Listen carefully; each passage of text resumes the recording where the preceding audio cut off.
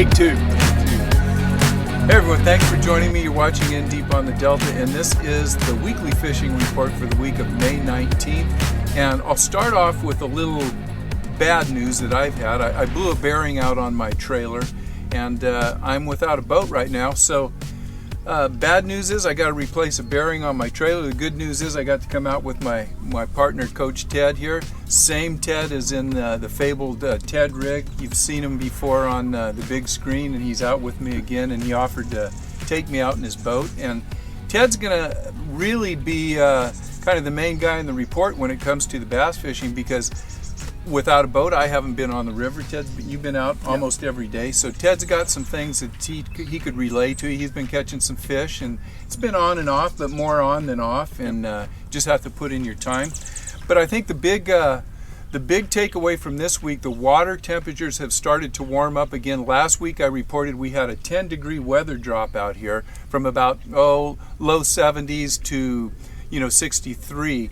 And that temperature pretty much has, in the central delta, you've been seeing 68 degrees right in there. So it's getting back up. It's close to 70 again. I talked to Alan Fong this morning. He was way out north. He was only getting 63 to 65 degree water temps.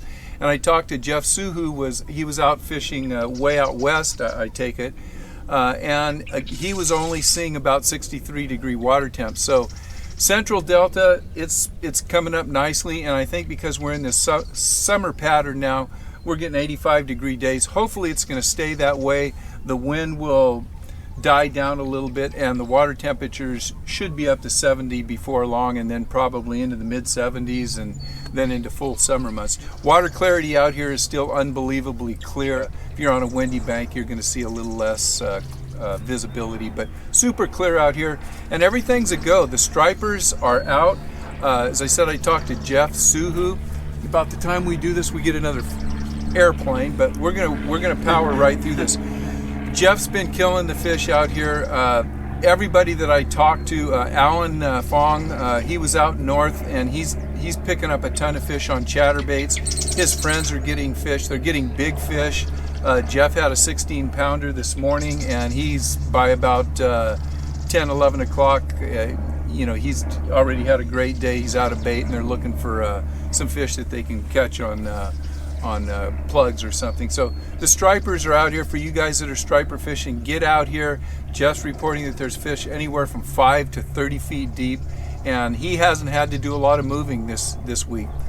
Find a school and get on top of them. You'll catch all you want. Before I get into the full report, the largemouth bass report, I want to let you guys know that the next 3 weeks I'm going to be out on a fishing vacation. I'll call it a business vacation. I'm going up to Ontario, Canada to fish for smallmouth bass, and I will be doing a lot of filming up there. When I get back, I'll edit some of it, and I'll show you guys what goes on north of the border. And this is what I call the last frontier of bass fishing. It is an unbelievable place. We fish out of Anacocan, Ontario, and I will do some videos, and I'll let you guys know exactly where I'm at, what I'm doing. I'll give you all my contacts, and if you see something you like up there and you want to give that a try in the future, you'll have all the information you need to know to go up there and just have an unbelievable time. So that's coming up. But what I want to get at is, for the next 3 weeks, my son Nate will be out, and he will be doing the report. Give us a little bit of a break. It might be the report may be coming out a little later in the day. He will also be uploading some interviews that I've been doing, so there will be a video coming out every Tuesday and the report for Thursday.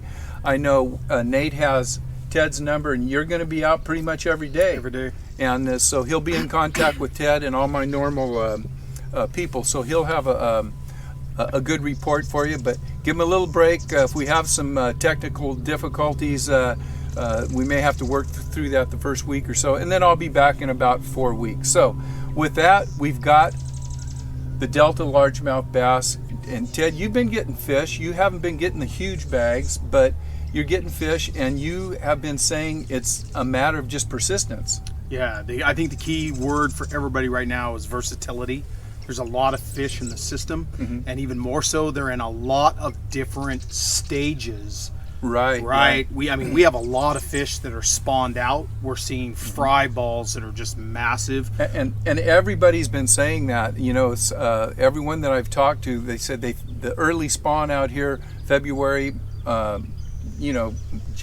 February, March, April, we're starting to see those fry, and that's a really good sign because lots of fry, big balls of fry, good numbers, and they're all over, and we should be seeing a lot more spawning here. All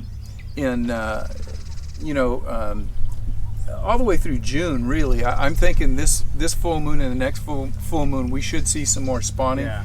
And you've seen, lots of fry in the water. Lots of them. You're getting some fry garters. I talked to Alan Fong this morning. All the fish that he's been catching up north, he's saying they're fat and healthy, and most of them haven't spawned. So we're seeing post-spawn fish or pre-spawn, spawning fish, and some post-spawn fish, and it's going to break open. And I'll just throw in before I let Ted take off here is Rob Cloutier from the Bass Hole, Alan Fong, all the reports, everything is wide open. And Ted, you said be versatile. One of the big baits that's come in is a chatterbait has really come along. The worms have been coming along, topwaters, frogs, punching, but you've got something you want to talk about what you've been doing with the bluegill. Yeah, it's getting to be that time, and so you're exactly right with the versatility. If the wind's blowing, I'm throwing chatterbaits. Mm-hmm. Right? I mean, they're the ticket. If it's dead calm, I'm drop shotting. Mm-hmm. And we talked yesterday. I lost a double-digit fish at the boat. I thought it was played out. I reached down to pick it up, and it shook off right at the boat. 10 plus pounds on a drop shot. They're just, they're kind of all over the place.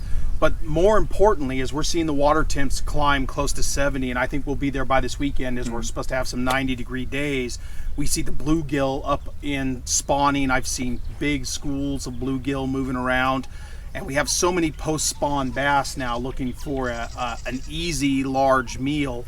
This, for me, becomes a time in the season where I start to throw a lot of bluegill imitators, and we were talking about this shell cracker that I throw, which is a very shallow subsurface bluegill that I love to throw right around the edges of the weed beds and spawning areas where the bass have come off.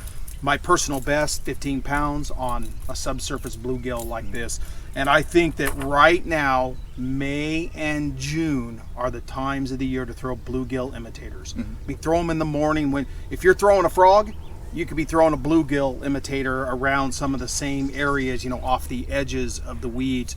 And right now is the time you could really pick up just a gorgeous double-digit fish because the bluegill are busy doing their business. There's so many bass out there guarding fry, and there's still some big females coming up. Are you moving them really fast or erratic, slow? How are you? So I throw the bluegill, I just kind of pop them, and I use reel action only to move mine. I'm really just trying to make them slow movement with a little erratic, look like they're looking for forage too. Yeah. Well, and that's a good hint, and if they're on the bluegill, that's a great bait. If you don't have a swim bait in bluegill, you might just want to throw a chatterbait bluegill color or a crankbait that's bluegill color, but make sure you have some of that. You were even talking about throwing a worm that had it's a bluegill colored worm, and they're just starting to key on that color. So that's a tip that I think you guys should take into this weekend, and fish with your confidence baits, but give that bluegill a try. Make sure you're fishing worms, chatterbaits. Rob talked about getting some big blow-ups on frogs. One of his friends that he was out with the other night got an 8.5 pounder. So they're taking frogs.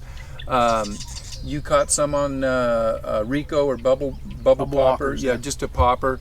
Rob also said that they were getting them on poppers. So everything is going, and man, as long as the temperature stays like it should be, you should be going out and catching some fish. I got a picture of Tom here. Tom, we'll give him a little special kudo here. It's his PB, and here he is with a beautiful bass out of the Delta. And this is what you guys can expect. You may not get 50 fish, and they may not come in out of 5 hours of fishing, you may only catch fish for 1 hour or an hour and a half. But if you stay with it and talk and do the things that Ted's been talking about, stick to some bluegill colors, change up, you should be okay. Any other suggestions?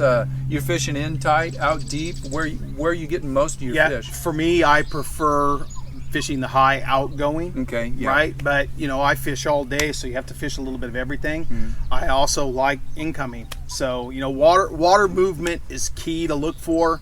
I usually sit down and have lunch when it's dead high tide or dead low tide, and move around and fish the moving water. So that's it, guys. That's the report, and thanks for watching. Remember, I'll be gone for about 3 weeks, and I know when I get back, this place is going to be on fire. So thanks, Ted, for the input. We'll go out and catch a few more fish. We've got a few this morning. I had a big one come up and look at my worm, and I pulled it away from him. You've got a nice fish. We've got some, but we're going to go out and get a big one now. So thanks for watching. We'll see you guys in 3 weeks, but hopefully you'll see Nathan next week. See you on the water. All right.